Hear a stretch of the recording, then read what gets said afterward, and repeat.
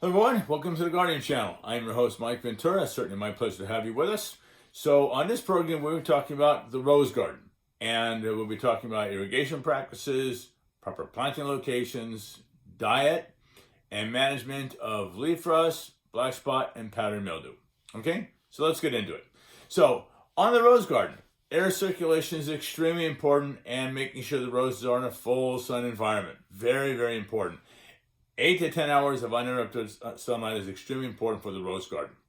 So, when you're planting your roses, you want to make certain, even though the roses maybe are small now, or if you bare rooted them and they're small, keep in mind that as these roses get bigger, okay, you want to have uninterrupted sunlight and good airflow going through the whole rose garden. The reason I bring this up is because you're going to be implementing integrated pest management strategies to help reduce the black spot, leaf rust, and powdery mildew. And so by keeping good airflow going through the rose garden, those fungi do not like when you're getting good airflow. They don't like it when the foliage is not wet. They want a congested rose garden. So by keeping good airflow going through the rose garden, you're taking away some of the environmental conditions that the fungi want. Also, as far as having the crowns of the trees over the top, as I said, make sure that the roses are getting that uninterrupted sunlight. If roses are getting too much shade, what they'll do is they start bending towards the sun. And that bending is called phototropism.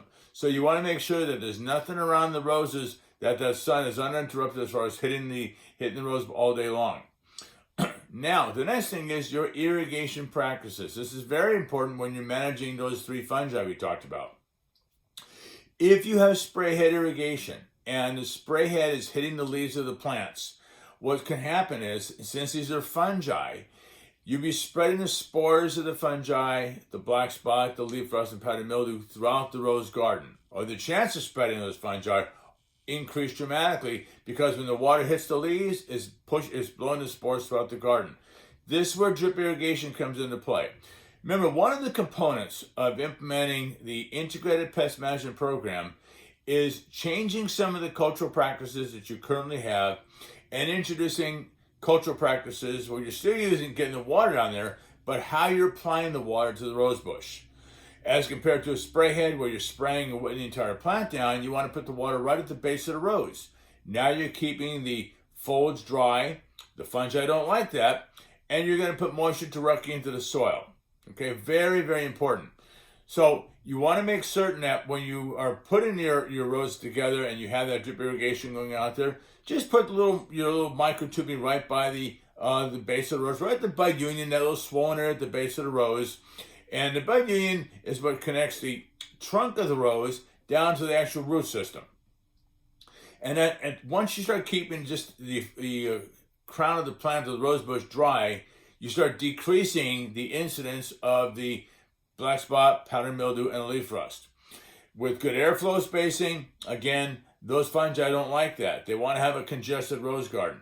So make sure you have good airflow going through. The diet of the rose bush is very, very important when managing your roses, okay? Use of cottonseed meal or blood meal. Both of those are organic nitrogen. Very slow to break down. Also using bone meal. Organic phosphorus. We tend to have plenty of potassium inside of our soil, and I do suggest you go out and get a soil analysis done to find out what do you actually have in your soil as far as your sand, silt, and clay, and the nutrients that you have.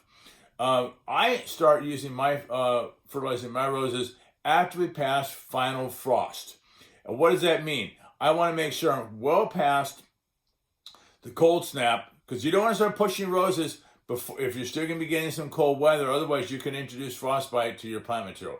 You don't want to get that. You want to have all the cold weather gone, and then you start pushing the soil amendments to get that rose so it's producing new growth and not going to be getting hit by cold air at night.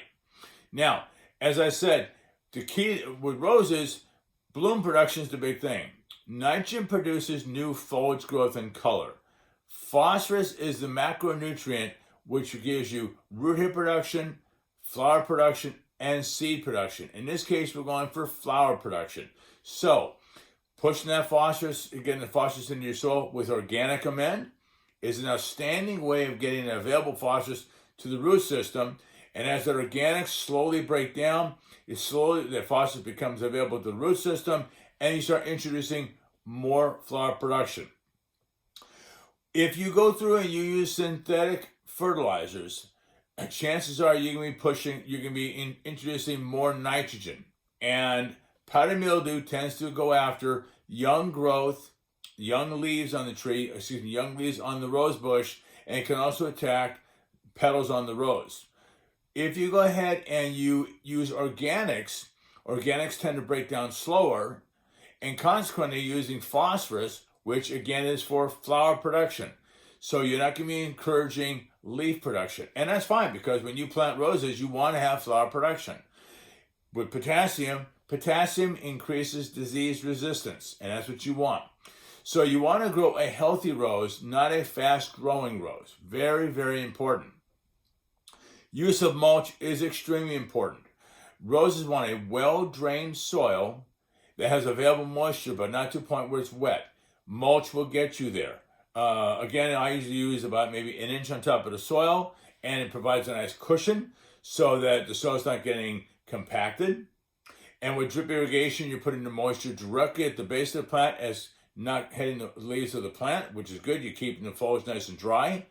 And so now you've introduced better cultural growing conditions for the rose, and you've decreased the type of conditions that the black spot, leaf rust, and powdery mildew are looking for. And so just a recap, make sure that you have plenty of sunlight, 8 to 10 hours a day of sun, good airflow in the rose garden. I suggest drip irrigation, and always go organics. I suggest using organics, the blood meal or the cottonseed meal for organic nitrogen, bone meal for organic phosphorus. It worked great.